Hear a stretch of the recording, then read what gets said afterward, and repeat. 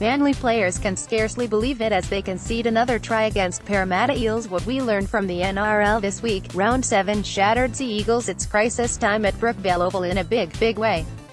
The breaking of the news that Jackson Hastings had been in a dust-up with captain Daly Cherry Evans, and that Hastings was on the nose with the Manly squad, quickly went against the club.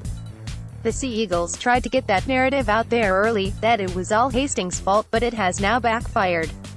Reports since have revealed that some Manly players would be happy to have the 22-year-old back in the team, and that was it Cherry Evans, not Hastings, who started their hotel fracas. Since then the skipper, who we must remember fell out with senior players Glenn Stewart, Brett Stewart and Anthony Watmough when his career started at Brookvale all those years ago, has been fined $10,000 for his behavior. Essentially the whole situation is a huge mess. Hastings is clearly no street, and was already kicked out for the Roosters for his arrogance and prickly character. But DCE is not blameless either, and there does appear to be a culture of bullying on the northern beaches that is getting out of hand there. This whole hoo-ha, coupled with the salary cap scandal that has led to several players being released, has left Manly between a rock and a hard place. They were bashed by Parramatta 44-10 on Sunday, a team that up until then had not won a game, and were spanked 38-12 by the Tigers the weekend before. They are sliding down the table and refuge could be some way off. Arise Sir Callan, the Knights have real ticker this year, and Callan Ponga will become an NRL superstar before too long.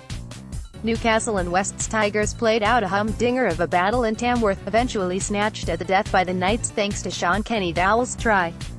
Ponga was sensational in this one, playing above his tender years, and challenging the Tigers' defense with every carry. Goal kicking might not be in his kit bag of tools, but he does have every other silky skill in his locker. It won't be too long until Ponga is playing for both Queensland and Australia. Warriors work over Dragons. There are no longer any undefeated teams in the NRL after the New Zealand Warriors downed St George Illawarra 20-12.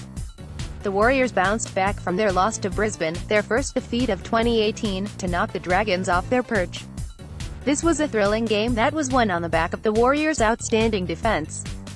Marshalled by hooker Isaac Luke, and led by Sean Johnson's impressive understudy Mason Lino, the Kiwi side really are a different proposition in 2018.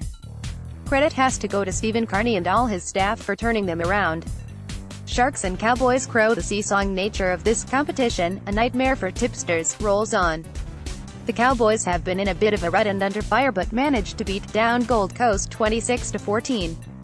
While it's been a difficult year for Cronulla so far, they also proved too good for the informed Panthers, taking the Biscuits 26-22. Picking the winners each round is proving harder than ever as any team can beat any other on their day.